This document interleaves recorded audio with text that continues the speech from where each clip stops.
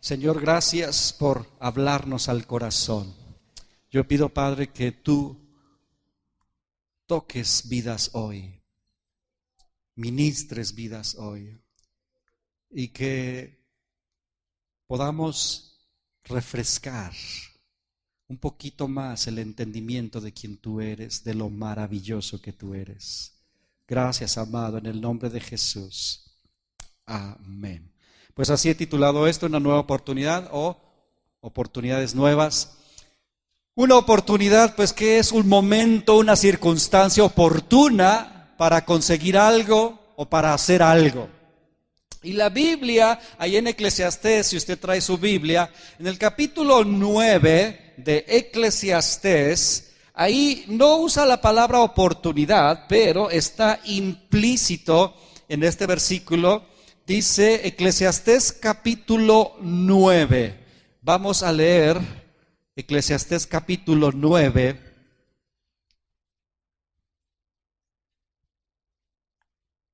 Versículo 11, dice Eclesiastés 9:11, dice: me volví y vi debajo del sol que ni es de los ligeros la carrera, ni la guerra de los fuertes, ni aun de los sabios el pan, ni de los prudentes las riquezas, ni de los elocuentes el favor, sino que tiempo y ocasión acontecen a todos.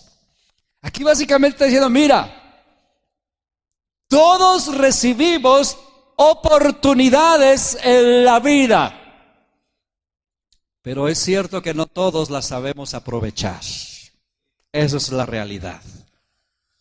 Pero sabes, aprender a aprovechar las oportunidades es maravilloso. Y yo oro en el nombre de Jesús que pueda darte el discernimiento para que puedas ver y aprovechar oportunidades. Nosotros le llamamos puertas abiertas.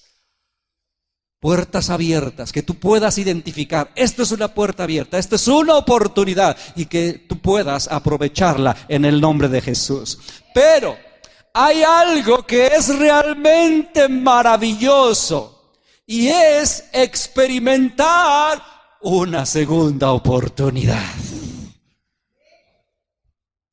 Yo no sé quién de ustedes ha experimentado una segunda oportunidad en algún área de su vida.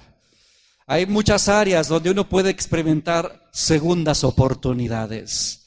Quizás en un matrimonio, quizás en una amistad, quizás en un trabajo, quizás en tu relación con Dios, quizás en algún negocio, quizás, no sé.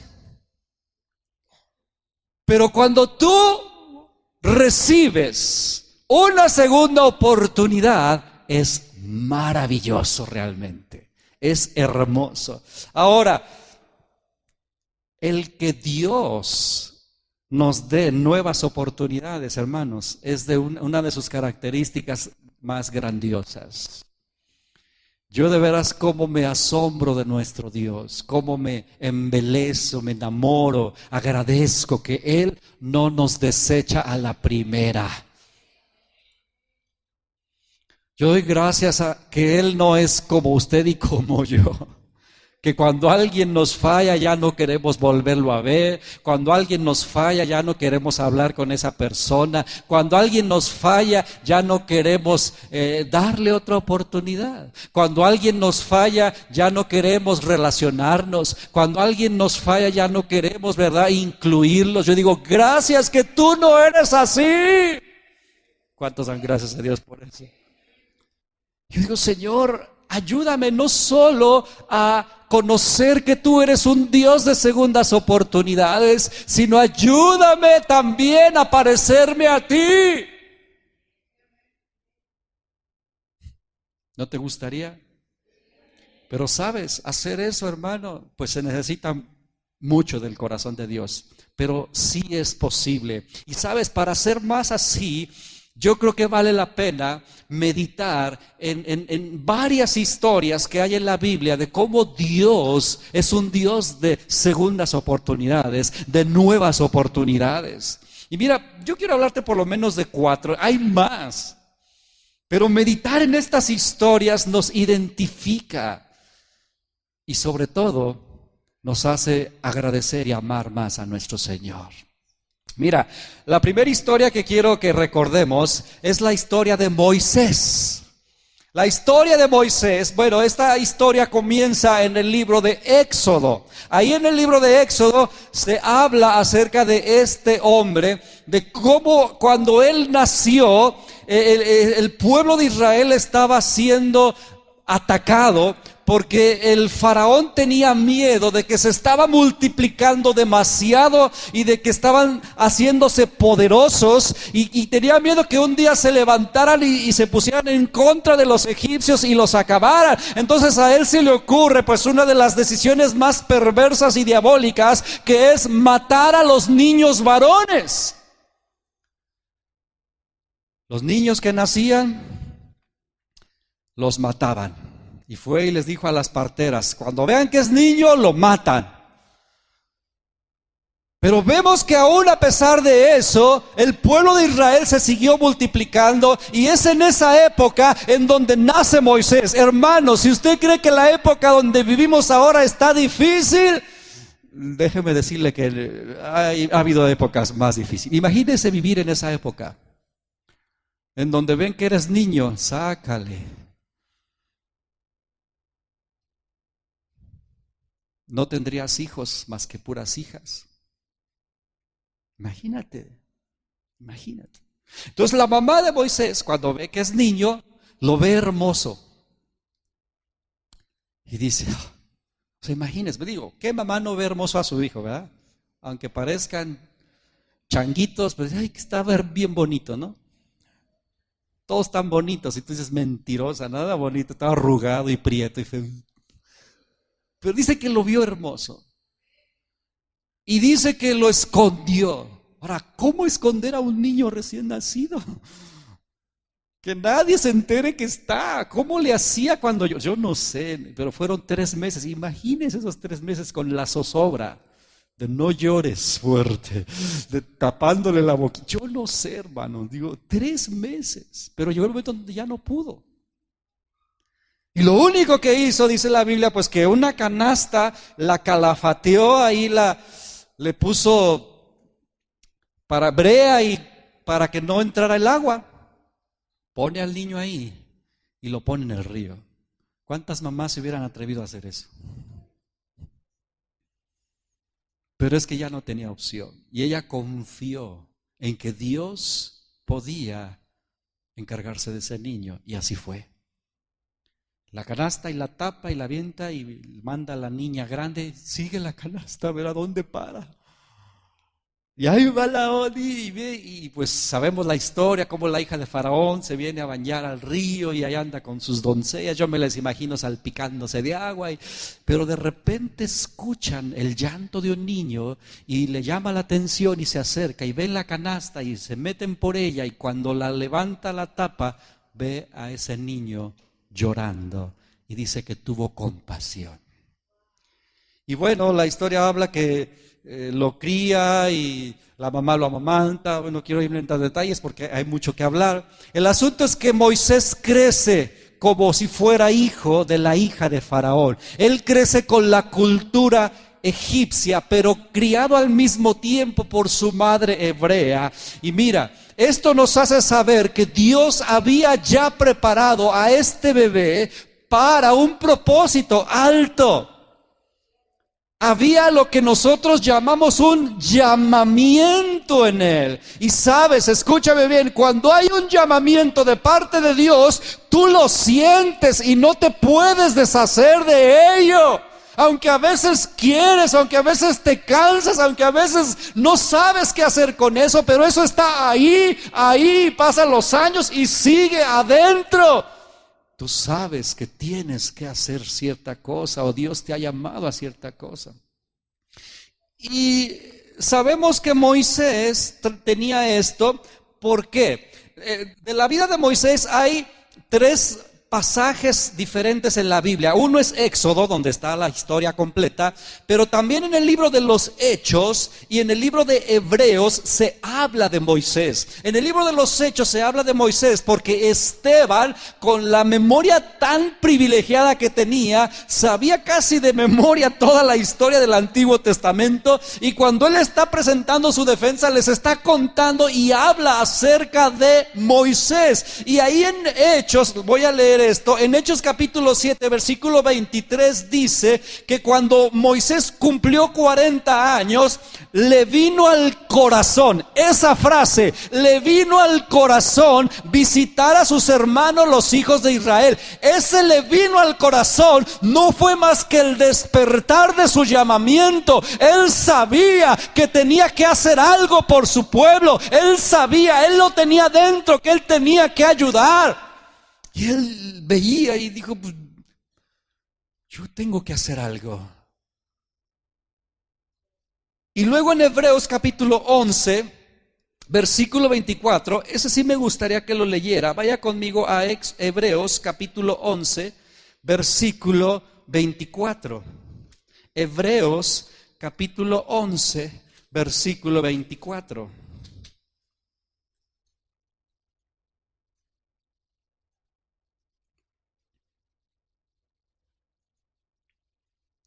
¿Ya llegó? Hebreos, la carta a los Hebreos, capítulo 11, versículo 24, dice: por la fe Moisés, hecho ya grande, rehusó, fíjese esas palabras que usa, rehusó llamarse hijo de la hija de Faraón, escogiendo antes ser maltratado con el pueblo de Dios que gozar de los deleites temporales del pecado, teniendo por mayores riquezas el vituperio de Cristo que los tesoros de los egipcios. ¿Por qué? Porque tenía puesta la mirada en el galardón, y por la fe dejó a Egipto, no temiendo la ira del rey, porque se sostuvo como mirando al invisible.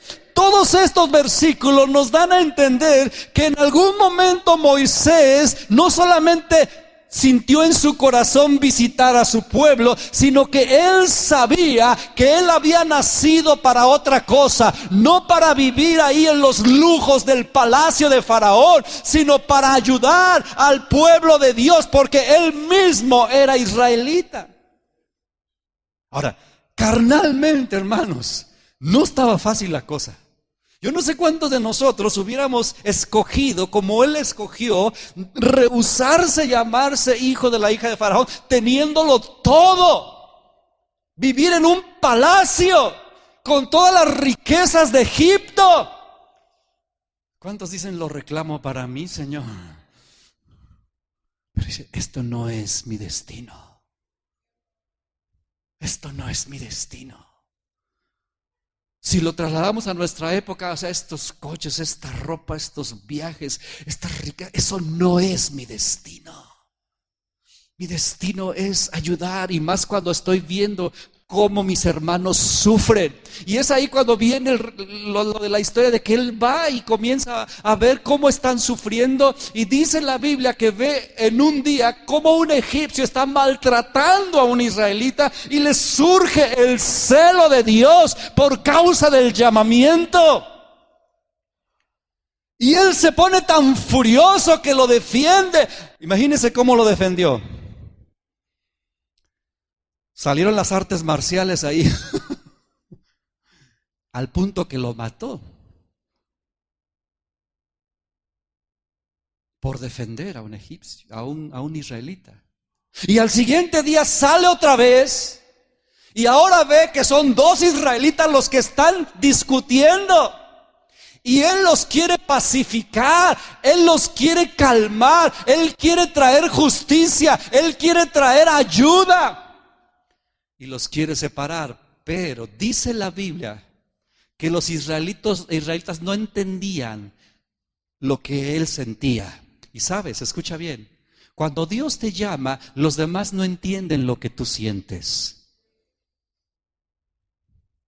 Y uno se frustra, hermanos. O sea, imagínate a Moisés. Moisés realmente tenía buenas intenciones. Él quería ayudar.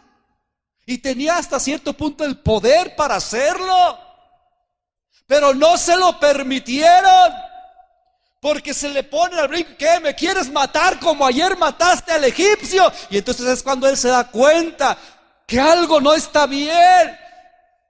Y bueno, y sale huyendo. Ahora, esto puede parecer como que la regó, yo digo, por haber sido atrabancado. No sé si esa palabra la entienda, yo supongo que sí. Es porque así nos decían a nosotros cuando éramos niños. No seas tan atrabancado. Atrabancado. La regó. Dice ahí en algún parte de la Biblia que no comprendían su llamamiento. En otras palabras, pero así lo dice. No entendían sus hermanos que él era libertador. Ahora, algunos podríamos decir, ¿y qué tal si no era su tiempo? No lo sé, hermano. El asunto es que no salió bien la cosa. Y bueno, sabemos la historia. Sale huyendo y dura 40 años en el desierto. Pero Dios le da otra oportunidad. Dios no lo desechó. Dios había dicho, no, hombre, con este Moisés y con ese carácter, no, yo creo que mejor me busco a otro. Porque este es muy arrebatado. Este no sabe medir las fuerzas. Este es atrabancado. Vamos a buscar otro más mansito. No. Cuando Dios te pone la mirada, no la quita. Cuando Dios te pone la mirada, no la quita. Cuando Dios decide escogerte a ti, no se echa para atrás. Los que huimos somos tú y yo, pero Él no se echa para atrás. Solo se esperó 40 años. Ahora, hay muchas cosas aquí que podemos solo suponer, porque no dice detalles, pero como yo les decía en la clase, a mí tengo mucha imaginación. Sabemos, si usted ha leído esta parte de la Biblia, que cuando se le aparece Dios a través de una zarza, y Moisés escucha la voz y todo esto, y Dios le dice que vaya a Egipto a sacar a su pueblo. ¿Y usted recuerda las respuestas de Moisés? Las respuestas de Moisés era, yo no, búscate otro. Hasta le dice, manda a quien tengas que mandar. O sea, Señor, como que te equivocaste conmigo, que no te acuerdas que soy bien atrabancado. Bueno, no le dijo así, pero casi. O sea, yo me imagino que la conciencia o el autorrechazo, porque escúcheme bien, somos nosotros los que nos reprobamos. Cooperamos más con el diablo que con Dios. O sea, el diablo nomás te susurra tantito, no, tú no puedes. Sí, cierto, yo no puedo, soy bien inútil, siempre la riego, mira una y otra vez, no. Y eso manejamos en nuestro intento. Yo me imagino a Moisés diciendo, no, Señor, ¿por qué yo? Ahora, si eso se lo hubiera dicho 40 años atrás, hubiera dicho, vale Dios, estamos listos, órale. ¿Dónde empiezo? Pero no, 40 años después de haber vivido un fracaso, dijo, no. Búscate a otro. Mira, Señor, que no me van a creer. No, Señor, es que, ¿y qué les voy a decir? Y bueno, usted ha leído la historia al punto. Son de los pocos pasajes donde parece como si Dios se le agotara la paciencia, porque dice que se enoja Dios. Parecía, obviamente no se le agota, pero es que, si usted lee y aquel está que no, y pretexto tras pretexto, y le pone la prueba de la vara y se le convierte en culebra, y la prueba de la mano y le sale leprosa y la vuelve a meter, o sea, prueba tras prueba, y no, es que yo no, y es que no sé hablar, y es que bla, bla, bla, y es que bla, bla, hasta que le dice, vas a ir porque vas a ir. Esta historia solo nos recuerda que no importa qué carácter tengas, para Dios no hay estorbos, hermano. Si Él te llamó, si Él puso sus ojos en ti, no los va a quitar. No los va a quitar.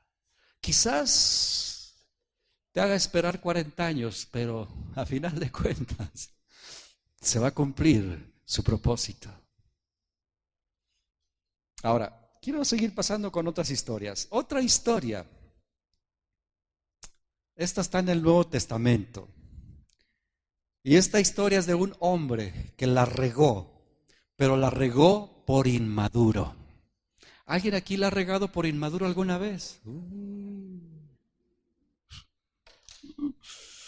Por verdecito inmadurito.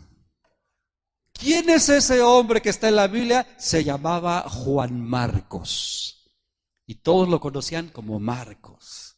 Este Juan Marcos se menciona por primera vez en el libro de los Hechos, capítulo 12, versículo 12, te cuento la historia, donde dice, fue cuando agarraron preso a Pedro, ¿verdad? Y dice que un ángel lo libera. Llega, le quita las cadenas, Pedro piensa que está dormido y se salen y se le abre la puerta automáticamente y salen y se abre la otra puerta y salen a la calle y todavía Pedro no reacciona, él sigue pensando que está viendo una visión y de repente el ángel se aparta y él se queda a media calle como diciendo, estoy afuera. Y entonces reacciona y se da cuenta que lo que vivió fue real, que ya no trae cadena. Entonces Pedro va a la casa de una mujer llamada María. Y esa mujer llamada María era la mamá de Marcos. Ahí vivía Marcos, en esa casa. Entonces va y toca. Y lo que no sabía Pedro es que adentro estaban orando por él. Y allá estaban, Señor, libera a Pedro en el nombre de Jesús. Y que las cadenas se rompan. Y que envía un ángel. Y ya todo eso había pasado. Y entonces Pedro está tocando, ¿verdad? Diciendo, ay, no vayan a regresar por aquí los judíos y me vuelvan a atrapar. Y toca, y entonces se asoma una muchacha, están tocando la puerta, ve y asómate quién es. Y se asoma y abre ahí la ventanita y ve que es Pedro y se asusta y le cierra y se regresa diciendo, creo que vi al espíritu de Pedro. Un fantasma. Y Pedro vuelve a tocar, que no soy un fantasma, soy yo. Y vuelve a tocar en la casa de Marco. Y ahí es donde Marco aparece en la historia. Se cree que era un muchacho. Y este Marco, ¿verdad? Era primo de otro que sale en la Biblia que se llamaba Bernabé. Bernabé, este nombre es un nombre muy especial. El nombre Bernabé significa hijo de consolación. Y realmente Bernabé tenía esa personalidad. Era un hombre muy compasivo, un hombre muy maduro, un hombre lleno del amor de Dios. Y era primo de Marcos. Entonces, la Biblia dice, vaya conmigo a Hechos capítulo 12, vamos a comenzar a leer acerca de Juan Marcos, cómo este hombre, ¿verdad?, la riega por inmaduro. Hechos capítulo 12.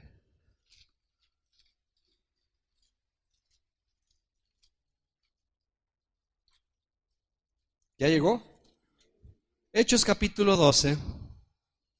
Vamos a leer versículo 25.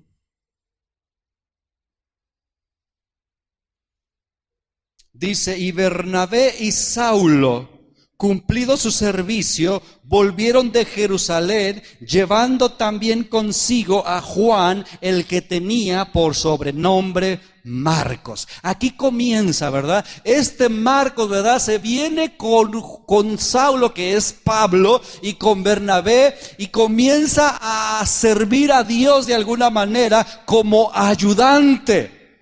Y la Biblia dice que más adelante, ahí en el capítulo 13, ya que está ahí, vamos a leer, ¿verdad? Desde el versículo 1, dice, había entonces en la iglesia que estaba en Antioquía profetas y maestros, Bernabé, Simón el que se llama Níger, Lucio de Cirene, Manahem, el que se había criado junto con Herodes, el tetrarca, y Saulo. Ministrando estos al Señor y ayunando, dijo el Espíritu Santo, apártenme a Bernabé y a Saulo para la obra que los he llamado. Entonces, habiendo ayunado y orado, les impusieron las manos y los despidieron.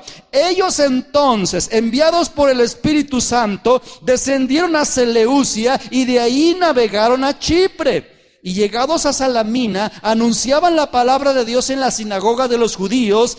Tenían también a Juan, es decir, a Marcos, de ayudante. Entonces habían comenzado su ministerio y Marcos era el ayudante. Y luego más adelante dice que salen a su viaje misionero, y es la parte donde se encuentran a un mago llamado Barjesús. Y este Barjesús, ¿verdad? Dice la Biblia que les resistía para que el procónsul, es decir, la autoridad del lugar, no creyera el evangelio. Entonces Pablo se enoja y le dice: eres hijo del diablo, en otras palabras, y ahora vas a quedar ciego por entorpecer la obra de Dios. Y sácale que se queda ciego el Barjesús. Y ahí estaba Marcos. En este lugar realmente hubo muy poco fruto, realmente hubo más resistencia, porque ¿cuántos de los que servimos a Dios nos damos cuenta que hay resistencia y que hay guerra y que hay oposición? Casi cada vez que vamos a predicar se desata el infierno. ¿Cuántos entienden lo que estoy diciendo? Algunos no saben, dice, porque no predican. Cada que salen a las aventuras misioneras, ¿sí o no, Andrés y Juanita? No, hombre, tal parece que le echan lumbre al chamuco y se pone loco. Cada vez, ahora usted dice, cada vez, cada domingo, sí, tenga compasión de mí, de mi familia, hermanos. Por eso dice la Biblia que deben orar por nosotros, porque es en serio. Casi cada vez de repente se empieza a sentir el ambiente raro en la casa. De repente ya estamos enojados de la nada, de repente ya estamos diciéndonos cosas que no debemos decirnos, haciendo cosas que... Y uno dice: ¿qué pasó aquí? Entonces aquí Marco, escucha bien, empezó a experimentar la guerra cuando uno sirve a Dios. Y entonces, ¿qué sucede? Dice que se raja. Bueno, así no dice. Se apartó, o sea, se regresó. No dice exactamente por qué, pero simplemente dice que abandonó a Pablo y a Bernabé en un lugar llamado Panfilia. Ahí dejó la obra. Fíjese, vamos ahí en Hechos capítulo 15, nada más dele vuelta 2 hojitas, el versículo.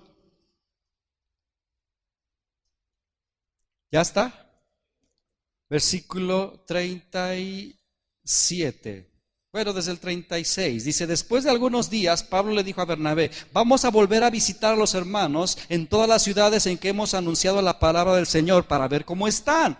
Dice: y Bernabé quería llevarse consigo a Juan, el que tenía por sobrenombre Marcos, pero Pablo no le parecía bien llevar consigo al que se había apartado de ellos desde Panfilia y no había ido con ellos a la obra. Y es aquí donde se pelea Pablo con Bernabé, porque se había rajado Marcos, había abandonado la cosa, se había regresado, y entonces seguramente Pablo, que también era de armas tomar, dijo: aquí es quien aguanta vara, aquí solamente quiero gente madura, aquí no quiero niñitos, aquí quiero los que aguantan, los que perseveran, aquí quiero los fieles, a los que puedo hablarles de frente y no son chiqueados. Y yo dije: sí, amén. Y entonces dice Bernabé: no, vamos a llevárnoslo otra vez. No lo quiero, ese se rajó, búscate otro. No, que yo sí lo quiero llevar. Y se pelean. Entonces, como se pelean, lo que hace Bernabé es que sí agarra a Marcos, y entonces Pablo dice: pues tú con melón, yo con sandía. Entonces va y agarra a Silas, y se va Pablo y Silas por un lado y Bernabé y Marcos por otro lado.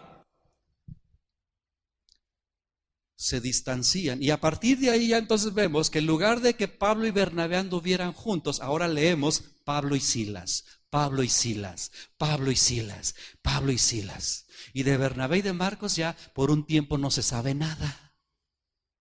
Pero mira, hermano, la historia es hermosa cuando tú la lees desde esta perspectiva, porque vemos después que Dios vuelve a darle otra oportunidad a este joven inmaduro, Marcos. Y le da tal oportunidad, escúchame bien, tal oportunidad, que no solamente viaja con Bernabé, sino que se hace muy amigo del apóstol Pedro, y después de esto también Dios lo pone en gracia de tal manera que le revela mucho de la Escritura, y Marcos termina convirtiéndose en el autor del Evangelio de San Marcos. Ese que desertó, ese inmaduro, ese que le tuvo miedo al ministerio, ese que dijo yo ahí no le entro, está bien feo, ese que se fue, después regresa cuando Dios le abre otra vez la oportunidad y la sabe aprovechar, y tan la sabe aprovechar que termina escribiendo. Yo digo, Dios cuando nos vuelve a dar oportunidades, hermanos, es para gloria, no es para cosas pequeñas. Así que hoy te animo, si Dios te vuelve a dar otra oportunidad, aprovéchala. Aprovéchala. Después Pablo como que reacciona y dice, bueno, ya maduró tantito el Marcos. Y la Biblia dice que luego en Filemón, la carta que Pablo escribe muchos años después, esa carta que escribe a Filemón, ahí en esa carta menciona a Marcos y lo llama mi colaborador. Y no solamente eso, sino cuando Pablo está en la cárcel y le escribe a Timoteo y le dice, oye Timoteo, cuando vengas a visitarme, trae contigo a Marcos, porque me es útil para el ministerio. Había cambiado la cosa, porque cuando Dios da otra oportunidad, aún hasta tu reputación de inmaduro la cambia, y Él cambia tu vergüenza por dignidad. Si vas a aplaudir, aplaude con ganas, porque es Dios el que es así con nosotros. Tercera historia. La primera vimos que si eres atrabancado y la regaste, hay esperanza. La segunda historia, si eres inmaduro, inmadura, hay esperanza. Pero en esta otra historia es si tú la riegas por desobediente. ¿Alguien aquí ha desobedecido a Dios alguna vez? Yo soy el primero. ¿Y cuántas veces el diablo no ha venido a acusarte? Eres desobediente, tú ya no eres digno, Dios ya no confía en ti. Mira, te pidió esto y no obedeciste. ¿Alguien sabe de qué estoy hablando? Pues hay un personaje que todos conocemos, hasta la gente no cristiana, que se llama Jonás. Jonás. Ahora, la mayoría conocemos esta historia.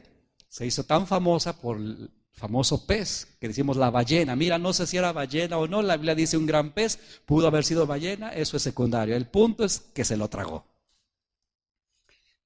Y este profeta, ahora, en la clase yo les decía a los hermanos, cuando hablamos un poquito de los profetas, mire, el ser profeta es una asignación directa del cielo, no es algo que usted escoge.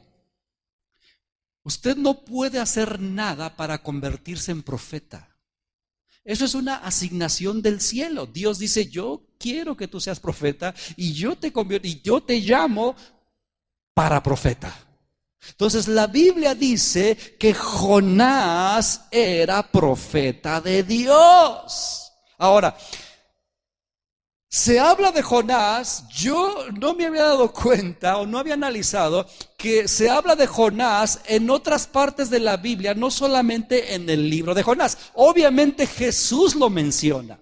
De hecho, Jesús usa su historia para decir, así como Jonás, ¿verdad?, que estuvo 3 días en el vientre, así también tu servilleta estará 3 días sepultado. Pero también antes, ¿verdad? En el libro de los Reyes, en el Segunda de Reyes, capítulo 23, lea conmigo ahí cómo se habla ya de este mismo Jonás.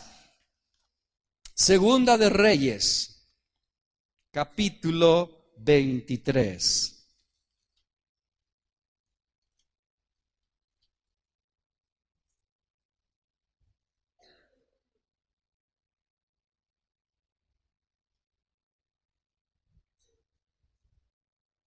¿Ya llegó?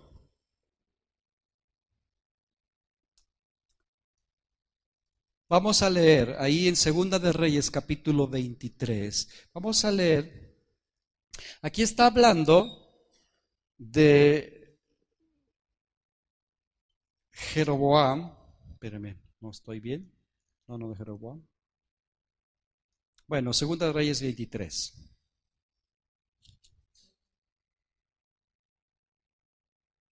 ¿Por qué no me concuerda? Tengo mala cita.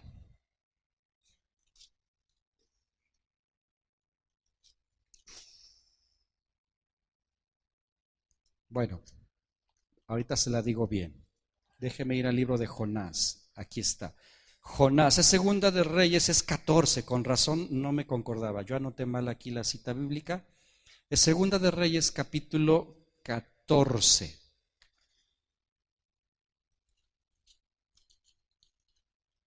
Ya, ahora sí. Sí está hablando de Jeroboam.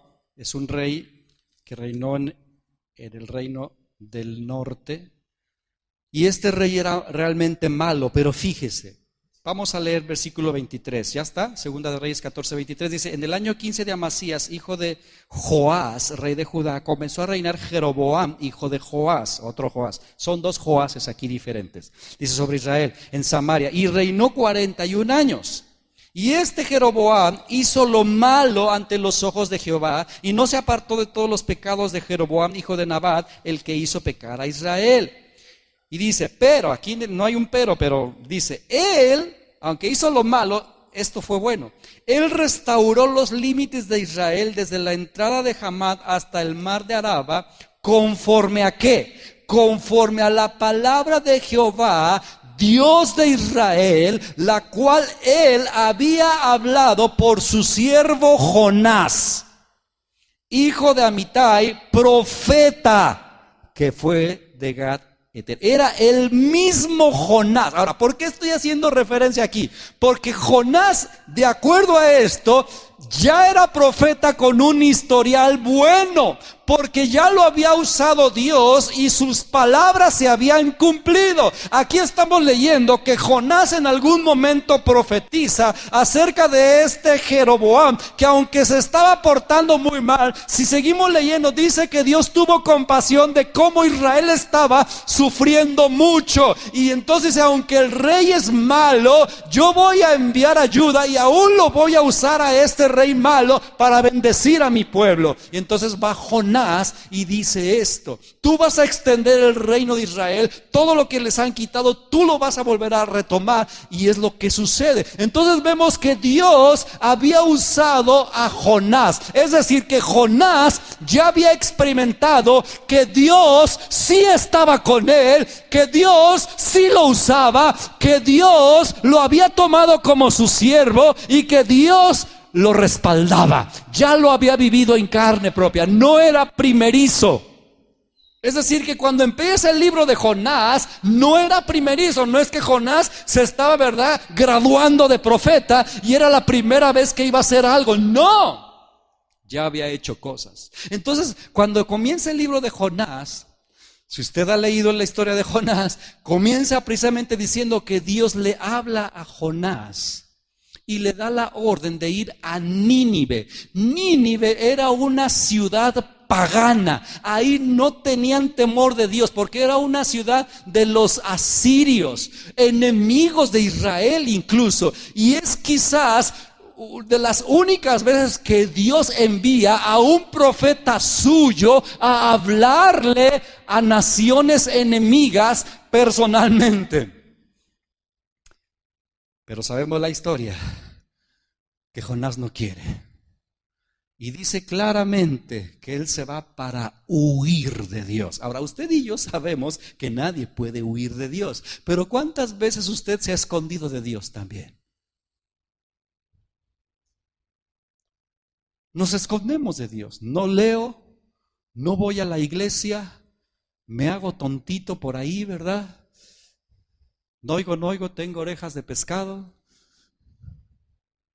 Y Jonás igual, dice aquí la Biblia, dice en el Jonás capítulo 1 versículo 13, Jonás se levantó para huir de la presencia de Jehová y se va a Tarsis, al lado contrario, o sea, Dios le dijo vete para allá y él dice no, yo me voy para acá, no quiero, es decir, fue desobediente. Fue desobediente. No es que, a lo mejor no escuchó bien a Dios. No, acuérdate que él ya había vivido lo que era profetizar y que Dios lo respaldara. Él conocía ya la voz de Dios. Él no era nuevecito. Él sabía lo que estaba haciendo en un sentido. Pero a pesar de eso, ¿por qué razón desobedece? Mira, podemos sacar un montón de conjeturas. No dice por qué desobedece, no lo dice. Pero se cree que Nínive era una ciudad sangrienta, que Nínive era una ciudad perversa, llena de maldad. De hecho es lo que dice Dios. Mira, yo he escuchado todo lo que ahí sucede. Ve y diles que dentro de 40 días, ¿verdad? Yo voy a enviar mi juicio. Y Jonás dice, no, yo no quiero, yo me voy. Y se sube a una nave para que lo lleve al lado contrario. Y entonces cuando vemos a Dios obrar, levanta a Dios una tempestad, la nave se está hundiendo y los que van ahí en el barco dicen ¿qué está pasando? Y comienzan a consultar a sus propios dioses, a sacar suertes y se dan cuenta que algo ahí no cuadra, era una tormenta fuera de lo normal quizás. De tal manera que entonces se dan cuenta. Dice, echan suertes y la suerte cae sobre Jonás. Dijeron, algo trae este. A ver, dinos, ¿qué onda contigo? Porque según nuestros dioses, nuestra teología, tú traes algo, cuéntanos. Y Jonás sabía por qué estaba pasando. Y él ya no tiene más que decir, yo soy hebreo. Y fíjese las palabras que usa, dice, yo temo a Dios. Soy hebreo, estamos leyendo Jonás 1 versículo 9, dice, soy hebreo y temo a Dios, Dios de los cielos que hizo el mar y la tierra. Estos versículos nos dan a entender que Jonás sí conocía a Dios, que Jonás tenía una relación con Dios. Entonces, escúcheme bien, abiertamente le desobedeció. Ahora, ¿cuántos de nosotros ya hubieran dicho, no, pues ni que no tuviera otro profeta, ni que no hubiera más? El Dios del cielo dice, pues acá está este otro profeta. Si Jonás no quiere, me busco a otro. Pero por eso te dije, cuando Dios pone la mirada en ti, no la va a quitar. Y aquí dijo, tú no quieres, Jonás. Vamos a convencerte. Vamos a convencerte, pues. Y cuando está ahí, él dice, yo temo a Dios. Y entonces él sabía la respuesta.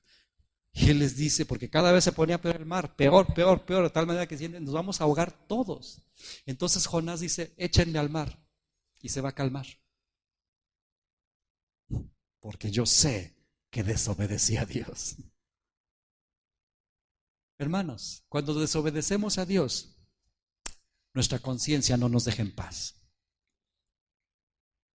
No te deja en paz. Aunque tú te hagas que no pasa nada y te hagas de la vista gorda, tu conciencia no te deja en paz. ¿Y sabes qué? Escucha bien, eso no es el diablo, eso es Dios mismo, porque está tan comprometido contigo que no te dejará y no te desamparará. Y por eso no tienes paz hasta que te vuelvas al Señor. Porque Él mismo sabe que lejos de Él no estarás bien. Entonces dice, échenme al mar y se va a calmar la cosa. Y aquí, ¿cómo te vamos a aventar? Sí, usted aviente, pues Señor, pues que Dios te bendiga. Y pum, que lo avientan. Y pues ya sabemos la historia. Se calma el mar, se lo traga el pez. Y escuche bien, vamos a leer la oración de Jonás. Ahí en Jonás capítulo 2. Jonás capítulo 2. Dice, entonces oró Jonás a Jehová, su Dios. Fíjese qué palabras usa. Jehová, su Dios. No dice el Dios de Israel. Esto habla de la cercanía, hermanos. A su Dios desde el vientre del pez. Y dijo, invoqué en mi angustia a Jehová y él me oyó. Desde el seno del Seol, desde la misma muerte clamé. Y mi voz oíste. Me echaste a lo profundo en medio de los mares y me rodeó la corriente. Todas tus ondas y tus olas pasaron sobre mí. Entonces dije, fíjese lo que dijo, desechado soy de delante de tus ojos, mas aún veré tu santo templo. Ahora, por un momento se sintió, Dios, tú me has desechado, pero luego él mismo responde, pero yo sé que veré tu santo templo. Es decir, estoy aquí adentro de la panza de un pescadote, pero no sé cómo carambas voy a salir de aquí, porque yo sé que volveré a ver tu templo. Ahora, ¿por qué él aseguró esto? No lo dice, solo es mi conclusión. Lo dice, escúcheme bien, porque Jonás conocía quién es su Dios. Ahora, ¿por qué digo esto? Porque después, le voy a adelantar un poquito, porque después se acuerda que Jonás se enoja. Se enoja. ¿Por qué se enoja? Porque Dios perdona a la nación de Nínive. ¿Y por qué los perdona? Pues porque los de Nínive se arrepienten. Entonces Jonás se enoja y dentro de su coraje declara las siguientes palabras: ¿no es esto lo que yo decía? Yo ya sé que tú eres un Dios misericordioso. Ah, entonces sí me conoces. Jonás conocía quién era su Dios. Él de alguna manera dijo, yo lo desobedecí, me desechó. No me está desechando. Yo sé que Él me va a sacar de esto, porque yo sé que Él es bueno. Desechado soy. Y sigue diciendo, versículo 5, las aguas me rodearon hasta el alma, rodeándome el abismo, el alga me rodeó en mi cabeza. Descendí a los cimientos de los montes, la tierra echó sus cerrojos sobre mí para siempre. Mas tú sacaste mi vida de la sepultura, oh Jehová, Dios mío. Cuando mi alma desfallecía en mí, me acordé de Jehová y mi oración llegó hasta ti en tu santo templo. Los que siguen vanidades ilusorias, su misericordia abandonan. Mas yo, con voz de alabanza, te ofreceré sacrificios, pagaré lo que prometí. Es decir, voy a obedecer. Voy a obedecer. Y sabemos la historia, que entonces Dios le da la orden al pez para que vomite a Jonás en tierra firme. Dios es Dios de nuevas oportunidades. Porque me encanta, lea conmigo por favor, versículo 3. Vino palabra de Jehová por segunda vez. Esa frase me bendice, porque Dios no es rencoroso. Ah, me encanta. Dios no es rencoroso, hermano. O sea, ¿cuántos de nosotros hubiéramos dado otra oportunidad? Tú no eres digno de confianza, tú me traicionaste y como me traicionaste ya no confío en ti, tú no obedeces, me voy a buscar otro que sí obedezca. No, dice aquí, vino palabra de Jehová por segunda vez. Misma instrucción, ve a Nínive y habla mi palabra. Y entonces Jonás dijo, sí, Señor.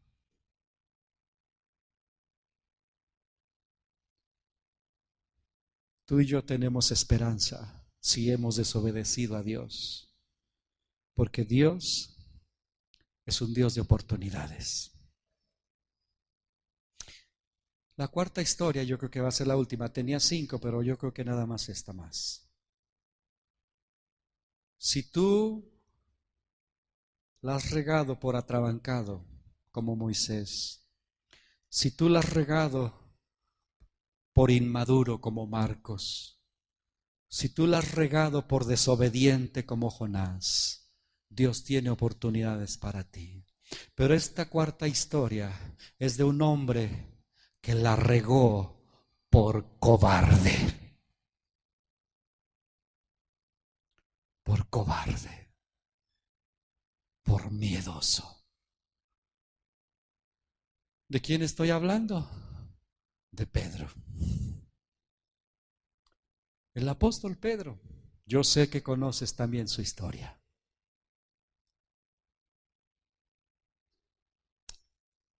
Jesús le dijo: Pedro, Satanás ha venido a mí y me ha pedido tu vida para zarandearla. Pero yo he rogado por ti para que tu fe no falte. Desde ahí ya le estaba diciendo: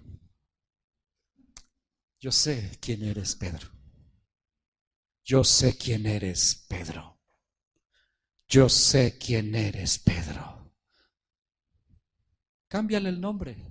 Yo sé quién eres, Jacob. Yo sé quién eres, Andrés. Yo sé quién eres, Juanita. Yo sé quién eres, Adriel. Yo sé quién eres, Citlali. Yo sé quién eres. Nadie de ustedes es un desconocido para mí. Yo te conozco por nombre. Y no solo te conozco por nombre, yo conozco todas tus debilidades. Ninguna de tus debilidades me sorprende. Ninguna de tus áreas flacas me asusta, porque yo sé quién eres. Por eso he rogado por ti, para que tu fe no falte. Pero el Pedro, pues como nosotros, digo, yo me identifico con el Pedro. Señor, mi vida daré por ti.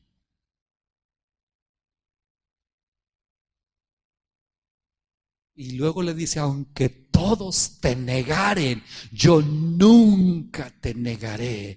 Y es ahí, en ese momento, donde nuestro amado Jesús le mira a los ojos y le dice: Pedro, antes de que cante el gallo 3 veces, 2 veces, tú me habrás negado 3. Y bueno, la historia dice, ahora vamos a recordarla leyéndola. Esta historia está en los 4 evangelios, como para que nos demos cuenta de qué tan glorioso es nuestro Dios. Fíjese, vamos a leerla especialmente en Marcos. Como dije, está en los 4, está en Mateo, Marcos, Lucas y Juan. Pero especialmente en Marcos, ¡ay! Está súper dura esta historia. Vaya conmigo a Marcos capítulo 14.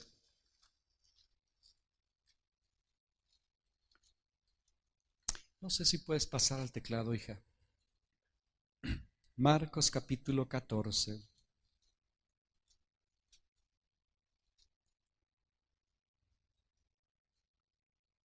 Los que estaban ahí dijeron otra vez a Pedro: verdaderamente tú eres de ellos, porque eres Galileo y tu manera de hablar es semejante a la de ellos.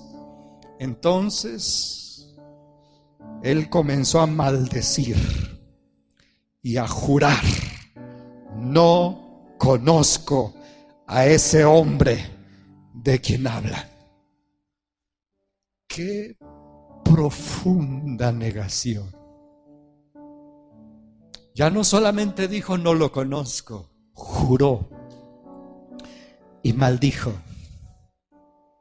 no conozco a ese hombre. Aun cuando le estaban diciendo: es que es tan evidente, hablas como él, haces los mismos gestos que él, tienes hasta el andar como él. No sé quién es, yo no lo conozco, lo juro. Ahora, Dice, y el gallo cantó la segunda vez. Entonces Pedro se acordó de las palabras que Jesús le había dicho: antes que el gallo cante 2 veces, me negarás 3 veces. Y pensando en esto, lloraba. Dice en otro evangelio que salió y lloró amargamente. Ahora, imagínate el momento. Jesús allá siendo sentenciado. Lo estaban maltratando y Pedro estaba viendo. Pedro estaba viendo cómo lo habían golpeado. Pedro estaba viendo esa corona de espinas, cómo goteaba sangre de su cabeza. Pedro estaba viendo cómo lo abofeteaban y le escupían. Y cuando le dicen, tú eres de ellos, él tuvo miedo y fue cobarde. Y por eso dijo, no lo conozco. Pero cuando jura, yo imagino que volteó, y Jesús también. Imagina las miradas encontrarse. ¿Sabes que uno puede hablar con las miradas, verdad que sí? Imagina esa mirada, solo la mirada. Decir, Pedro, ¿no me conoces? ¿No te acuerdas cuando estuve en tu casa y sané a tu suegra? ¿No me conoces, Pedro? ¿Que no te acuerdas cuando te invité para que fueras conmigo y sanar a la hija de Jairo, esa niña de 12 años? Solo tú y Juan vinieron conmigo. ¿No te acuerdas? ¿No me conoces? ¿No me conoces, Pedro? ¿No te acuerdas cuando multipliqué los panes y en tus propias manos se multiplicó el pan? ¿No me conoces? ¿No me conoces, Pedro? ¿Que no te acuerdas cuando caminamos juntos en el agua? ¿No me conoces? ¿No te acuerdas, Pedro, cuando te dije, ven, vamos al monte? Y ahí tus ojos vieron cómo me transfiguré. Y viste a Moisés, y viste a Elías, y escuchaste la voz del Padre. ¿No me conoces? ¿No me conoces, Pedro? ¿Que no te acuerdas cuando les pregunté, ¿quién dice la gente que soy? Y tú, Pedro, dijiste, tú eres el Cristo, el Hijo del Dios bendito. ¿No me conoces?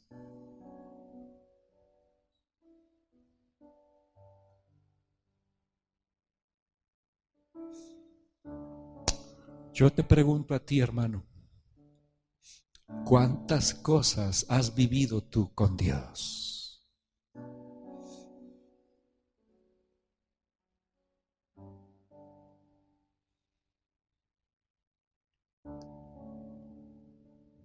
Pero sabes, a pesar de esta negación tan profunda,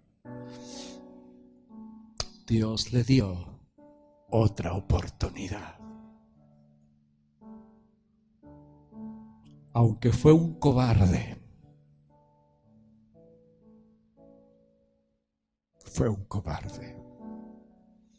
Dios no lo desechó.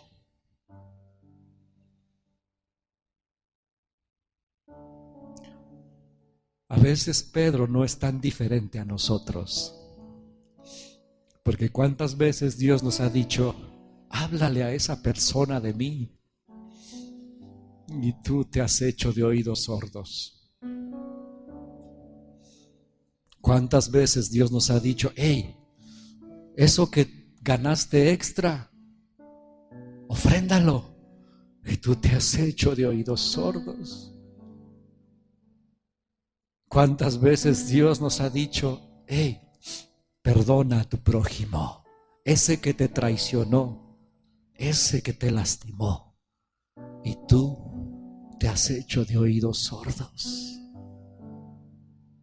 No somos muy diferentes ni a Moisés, ni a Jonás, ni a Marcos, ni a Pedro. Pero eso no es lo relevante aquí. Lo relevante aquí es que Él te sigue amando con amor eterno. A ti y a mí. Y Él tiene oportunidades nuevas para ti y para mí. Póngase de pie conmigo, por favor.